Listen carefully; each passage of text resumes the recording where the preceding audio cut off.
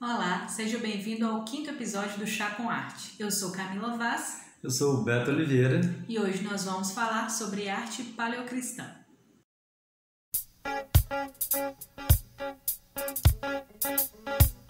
Então, para a gente começar, no último episódio a gente estava falando sobre os romanos, E a arte romana, ela teve como característica a questão, por serem militares, a gente foi vendo a importância do retrato, E aos poucos a gente foi vendo que eles foram ficando mais idealizados conforme o império foi tomando força, A gente viu que quando se tornou império, começou então a ficar uma arte um pouco mais idealizada para esse imperador que representava um império tão grande como foi o Império Romano, com toda a sua extensão, precisava ser uma figura mais idealizada.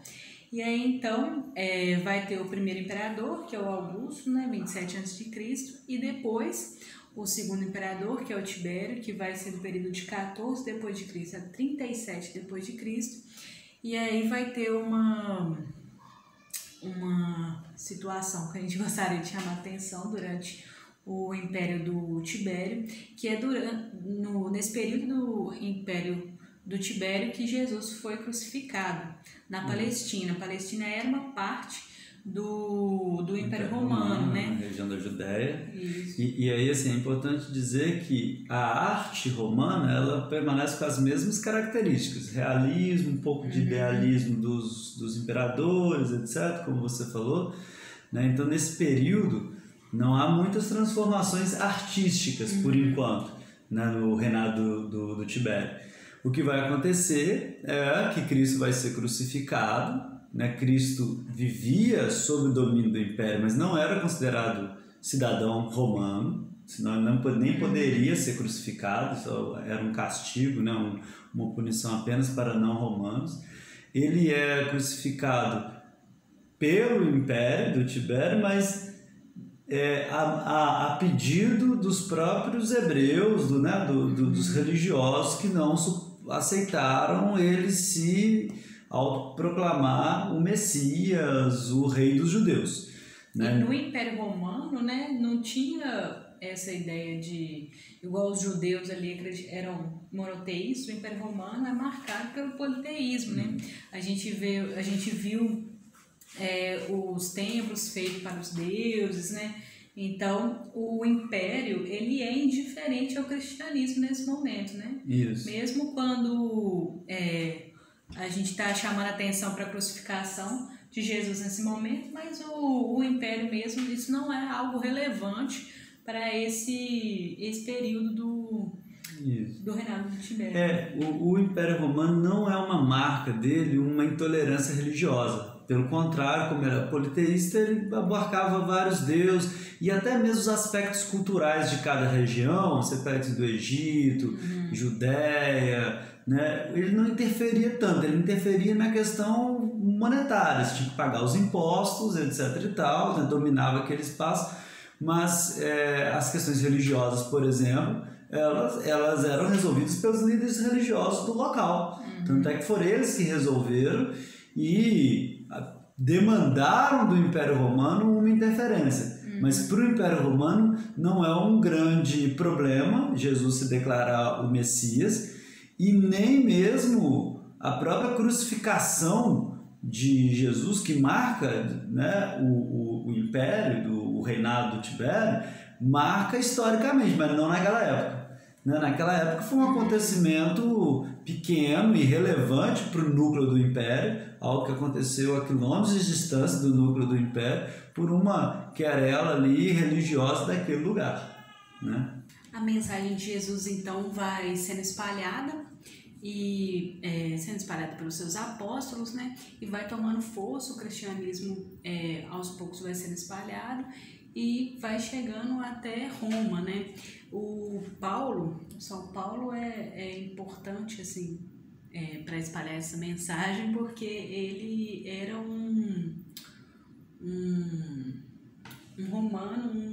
um soldado Um soldado romano, romano, né? isso. Um soldado romano, Então, ele era considerado cidadão romano, diferente de Cristo, por exemplo, né? Exatamente. Então, aos poucos o cristianismo vai ganhando força. E aí, o que acontece, então? No Império, por exemplo, de Nero, os cristãos já são perseguidos.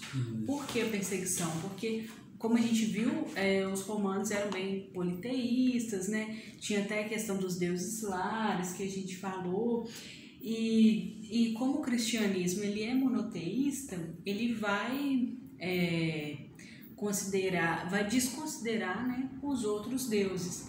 Então, o cristianismo passa a ser perseguido por Nero e por outros imperadores também. Então, um império que era inicialmente indiferente ao cristianismo e às mensagens de Cristo, etc., ele passa a perseguir por conta do ataque, do confronto, né? Assim, de um Deus só. Então, como a gente já havia dito, não é uma marca de intolerância religiosa, mas a partir desse momento começa a ser, porque veio uma religião, os romanos eram politeístas e pelo que a gente vê não tem uma resistência, né? Quanto mais Deus, melhor. Você traz um Deus seu ou da sua família, ou o imperador virou Deus, etc.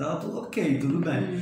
Mas você dizer que todos os deuses dos romanos não existem, isso começa a gerar uma tensão muito maior e o cristianismo passa a ser perseguido.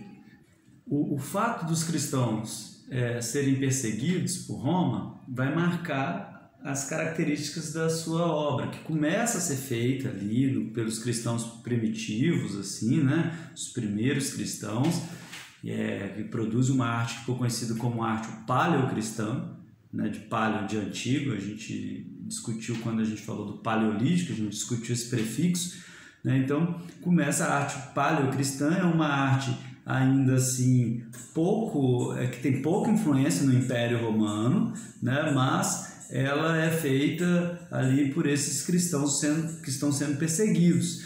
Então ela vai ser uma arte muito criptografada, assim, né? Um pouco de senha assim, para os iniciados, né? E vai ser uma arte produzida em lugares mais clandestinos, principalmente nas catacumbas.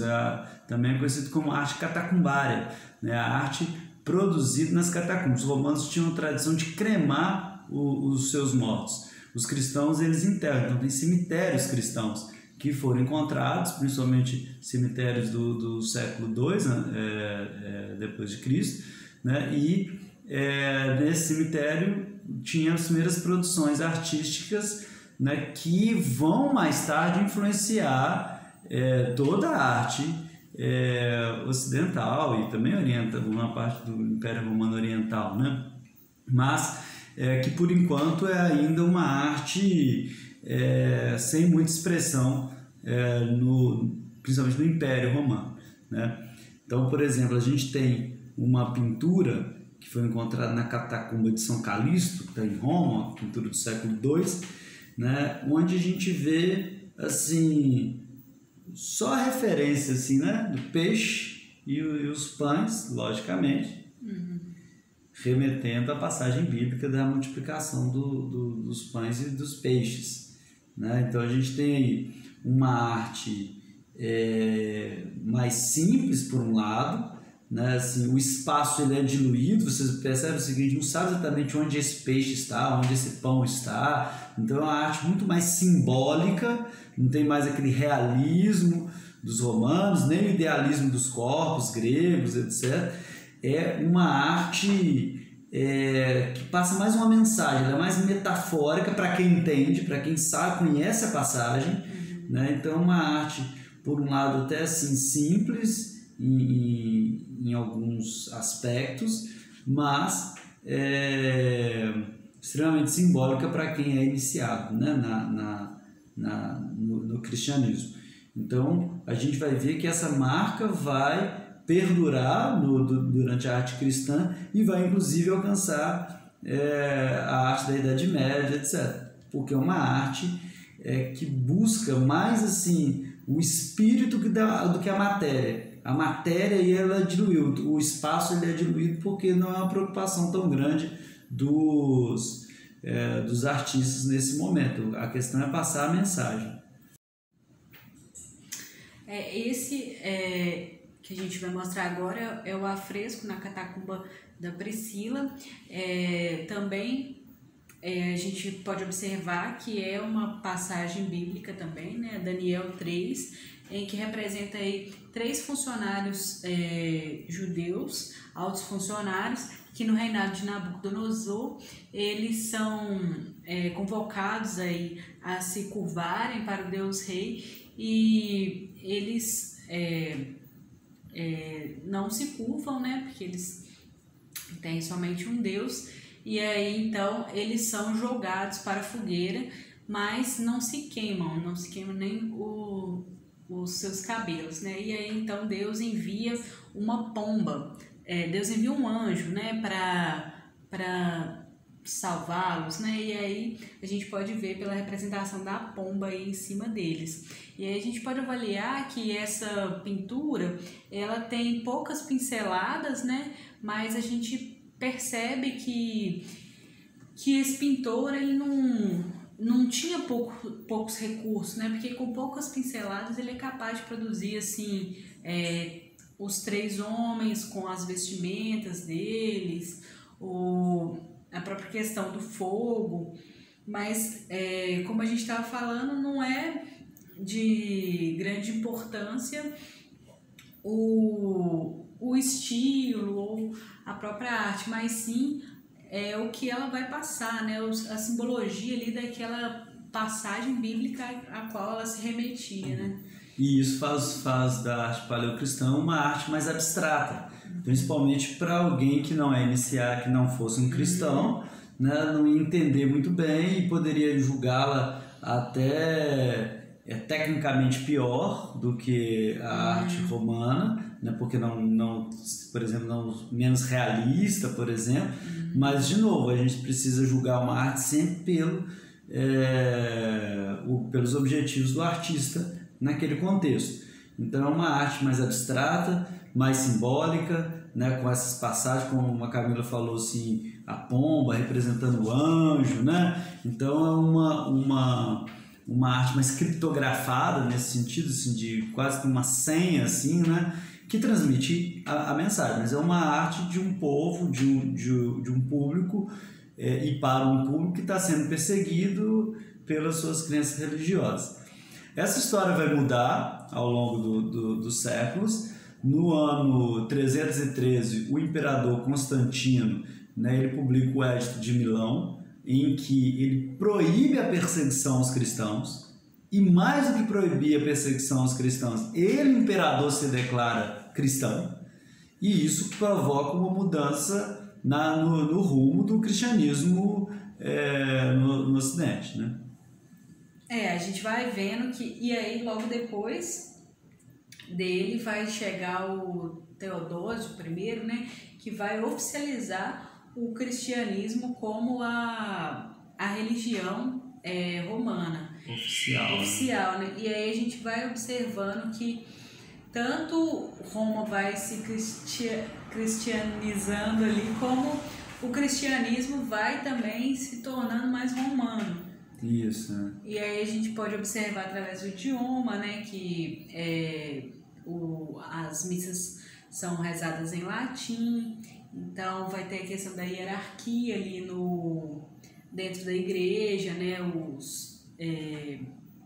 Papa, os bispos, né? Ou seja, o cristianismo passa a ser uma instituição romana, né, com Constantino, com Teodósio em 380, né? É importante lembrar também que Constantino modifica a capital do império, então sai de Roma e vai para a cidade de Bizâncio, que é a atual Constantinopla.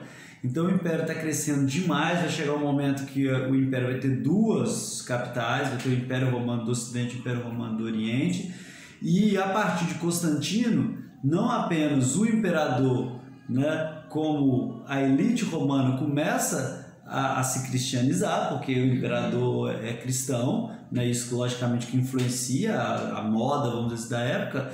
Teodósio declara a religião oficial, então proíbe outros cultos, né? E aí o cristianismo, né, adere, né? A Camila falou, por exemplo, do latim, até recentemente, até o século XIX, XX, Muitas missas, as missas eram rezadas em latim, Cristo não falava latim, né? Cristo não sabia latim. O Novo Testamento foi escrito, Cristo falava aramaico, o Novo Testamento foi escrito em grego, né? E mesmo assim a gente tem o cristianismo latinizado, vamos dizer assim, hierarquizado como uma instituição romana, como se fosse uma outra instituição romana. E da mesma maneira o império começa a se cristianizar e começa a sofrer essas influências. Um dos impactos na arte que isso vai ter vai ser no lugar do culto. Os cultos, né, a princípio ali dos cristãos eram em casas, né? Eles se reuniam em casas e compartilhavam a ceia, se remetendo ali a Santa Ceia. E o que a gente pode observar? Que anteriormente em Roma eram construídos, na verdade desde a Grécia, né? Que a gente tem o Parthenon, os grandes templos que... dentro dos templos então tinha as estátuas, e as estátuas elas representavam os próprios deuses. Então as pessoas iam, elas nem iam para esse ambiente para realizar cultos, né? Esse ambiente era um espaço onde guardavam ali as estátuas, e elas então contemplavam as estátuas que eram os próprios deuses. E os romanos, né, os antigos romanos, então, a forma deles estarem ali exercendo ali a sua religião era através de desfiles e de procissões. Então era na rua. Então esses templos eram espaço para abrigar essas grandes estátuas. E aí o que acontece? Como a gente estava falando, como o cristianismo vai se tornando mais romano, então ele começa a se apropriar de espaços como, por exemplo, mercados ou tribunais. São grandes espaços para se formar então as basílicas. E as basílicas, então, como a gente pode observar, a basílica ela é formada por bem grande, né, o espaço, bem amplo. Tem ali então o altar, onde fica o padre, né, o coro também é meio arredondado. A gente pode observar nas laterais ali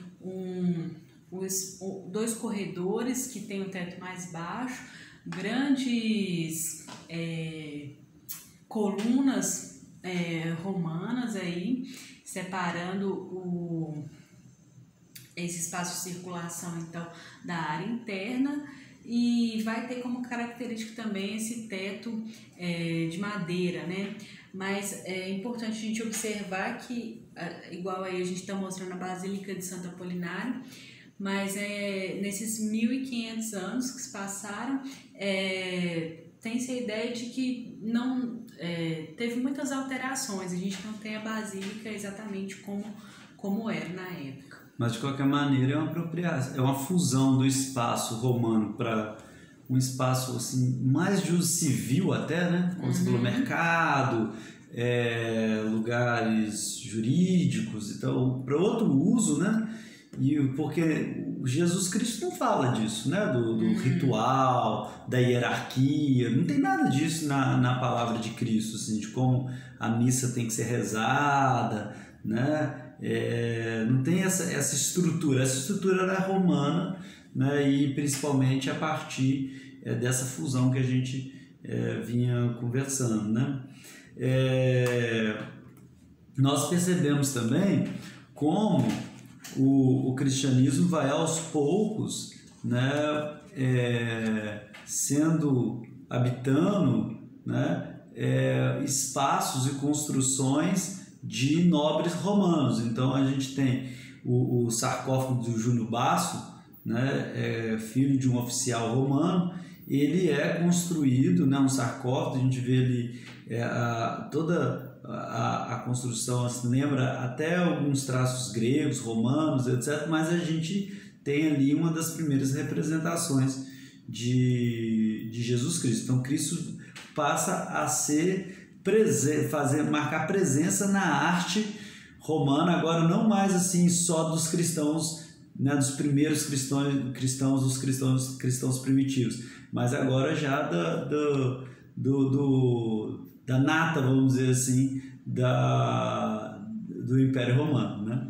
A gente pode, analisando aí o sarcófago, né, a gente pode observar que são uma das primeiras representações e aí, então, ela tem referências bem gregas, né, a gente pode ver que Cristo lembra até um filósofo grego, assim, é bem juvenil, não tem essa ideia que a gente tem hoje, que é mais comum se representar Cristo. Ele está aí ao lado de São Pedro e São Paulo, e a gente pode ver também que ele está pisando, né, ele está em cima do antigo Deus do céu para os romanos.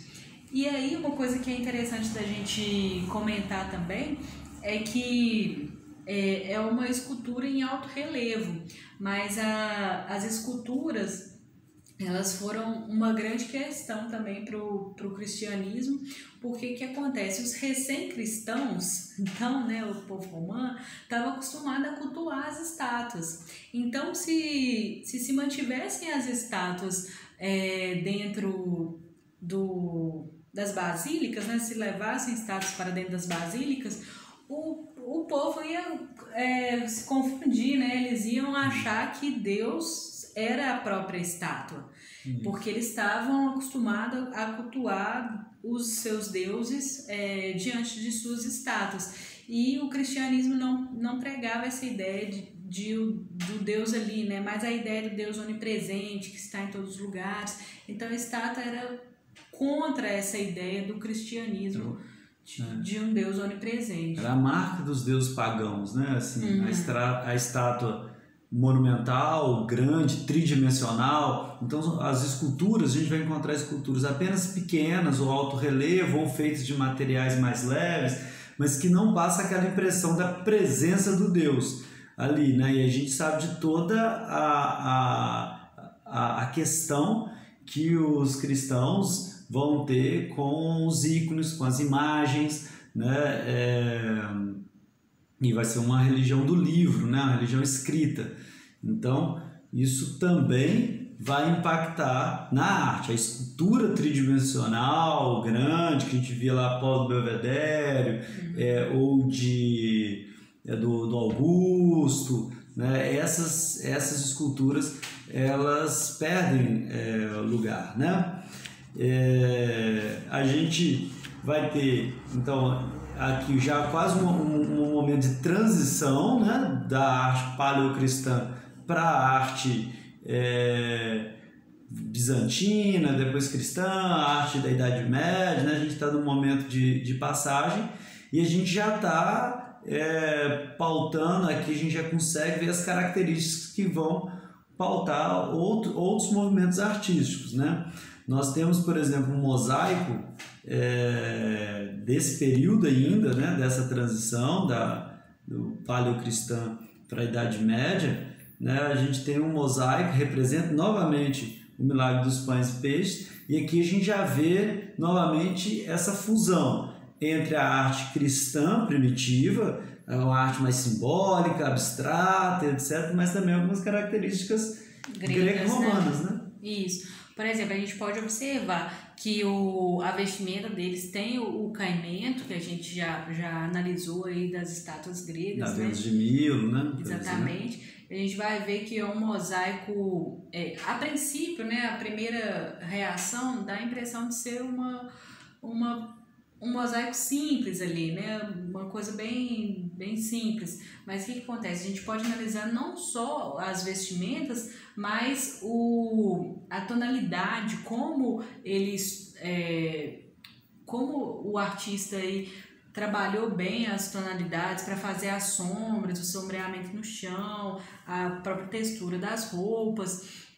E a gente vê também aí o escorço, né? O pé, ele tem um domínio, tem vários pés na cena, e é uma cena que a gente pode analisar também que, por ser essa questão do milagre, da multiplicação, né, do alimento, ele não escolheu ali fazer uma obra grandiosa com milhares de pessoas, mas sim ele transfere isso para o olhar de Jesus, que então olha para quem está vendo esse quadro, né, que representa aí a multiplicação. Então a gente vê que tem essa questão da simbologia mesmo, né? O importante é estar marcado esse momento bíblico dos pães e dos peixes. E além disso, não tem uma questão muito próxima do realismo, né? A gente vê um fundo dourado. Esse fundo dourado, ele não é um fundo realista, né? Mas sim também representa essa simbologia dessa cena do Deus, né? De Jesus aí no centro, numa cena milagrosa, né? Assim. Dá um lugar assim de esplendor, né? Esse fundo dourado ele vai acompanhar, por exemplo, várias imagens que nós vamos encontrar tanto da arte bizantina, da arte da Idade Média, né? Nós vamos encontrar esse fundo dourado, né? E várias marcas que nós temos desse momento da arte cristã, né? Da arte paleocristã e dessa fusão dela com a arte do Império, com esses resquícios greco-romanos, eles vão aos poucos virando cânones, virando regras que a Idade Média vai seguir, né? Então a gente vai ter, por exemplo, nós temos uma imagem de 1280, né, depois de Cristo, né, a Nossa Senhora entronizada com o menino, onde a gente vê o fundo dourado, a questão da roupa, e de novo, né, dá para a gente ver assim, o joelho por debaixo da roupa, ou seja, explora muito mais até do que os gregos essa questão da vestimenta, porque aqui não são os corpos, né? Isso é importante também de perceber. Enquanto os deuses idealizavam os corpos fortes, sarados, etc. e tal, o cristianismo vai valorizar menos os corpos, mais o espírito, né? Menos a matéria e mais o espírito. Então eles vão desenvolver também a representação das roupas, né? Porque a roupa tampa o corpo, né? Então eles precisam também sofisticar aquilo que os gregos já haviam começado. Essa imagem, por exemplo, é muito interessante, né? A gente consegue ver todo o corpo, né? da Nossa Senhora. Está sentada num espaço circular, o rosto a gente pode observar aí, né? As marcas, né? de expressão ali, a gente vê uma tonalidade ali no rosto. Isso, mas o que eu ia dizer assim, que o corpo dela a gente dá pra gente imaginar todo ele ali, o cotovelo, o joelho, etc. Ou seja, com o caimento da roupa, né? A roupa cai no corpo. Por mais que tenha essa questão da simbologia, né? De que o mais importante é o que a obra vai passar, eles não abandonaram os estudos gregos ali. Isso, né? E avançaram no que era importante para eles, né? Porque não era mais mostrar o corpo. Então isso já é uma obra mais adiante, mas a gente percebe a marca que isso tanto a Grécia quanto Roma deixou e quanto a arte paleocristã deixou na arte da Idade Média. Nós fomos, vamos dizer assim, salvos, né, da destruição de toda essa obra paleocristã e mesmo das esculturas, etc., né? Por conta de uma interpretação até muito sagaz, né, do Gregório Magno, do Papa Gregório Magno, que defendeu a não destruição dessas obras, porque a gente sabe que, sempre lembrando, o cristianismo, né, é uma religião do livro escrito, então eles são contra o culto às imagens. E ao mesmo tempo a gente tinha uma Roma que aprendeu a cultuar os seus deuses através da imagem. Então houve muita destruição, né, das estátuas dos antigos deuses, né, de pinturas também, né? Mas a saída do Gregório foi pensar o seguinte: como o Império Romano do Oriente ele é invadido, isso é importante porque aqui a gente finaliza o que inicialmente a gente tinha pensado ser a nossa primeira temporada, né? Falar da Idade Antiga. Aqui termina a Idade Antiga. Na Idade Antiga ela termina exatamente com a queda do Império Romano do Ocidente. Então os povos bárbaros invadem o Império Romano do Ocidente. o Império Romano do Ocidente passa então a ser controlado por povos ágrafos que não escreviam, mas curiosamente, embora as instituições romanas quase todas caem, os povos bárbaros adotam, lembrando que bárbaro aqui significa não romano, né? Não é exatamente a imagem que a gente tem hoje de bárbaros, eram povos não romanos, os romanos chamavam eles de bárbaros. Com as invasões bárbaras, as instituições do Império praticamente todas caem, mas a única que aqui talvez seja mais incorporada pelos povos bárbaros é o cristianismo, com toda a hierarquia, com todo arranjo de instituição romana que ele já tem, né? Então, quando o Papa Gregório Magno tem essa interpretação, é justamente pensando nos povos ágrafos, nos povos, né, que não usavam a escrita. A interpretação dele o cristianismo é uma religião do livro, mas a gente está falando para pessoas que não sabem ler, ou que pessoas que não dominam, que não dominam a escrita, não leem. Então a gente vai usar as imagens para representar as passagens bíblicas, por isso também vai ser ainda mais metafórico, né? Isso salvou muita arte, né? A ideia não de cultuar a imagem, mas de cultuar através da imagem, né? Isso. De usar a imagem